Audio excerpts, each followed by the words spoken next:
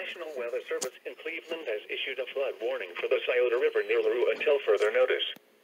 At 5 a.m. the stage was 10.8 feet. Flood stage is 11 feet. Minor flooding is forecast. The river will rise above flood stage by early this morning and continue to rise to near 11.2 feet by this morning. Additional rises are possible thereafter. The river will remain above flood stage through the next 5 days.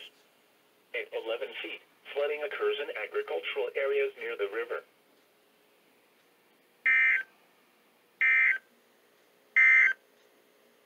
The climate summary for Columbus on Monday, February.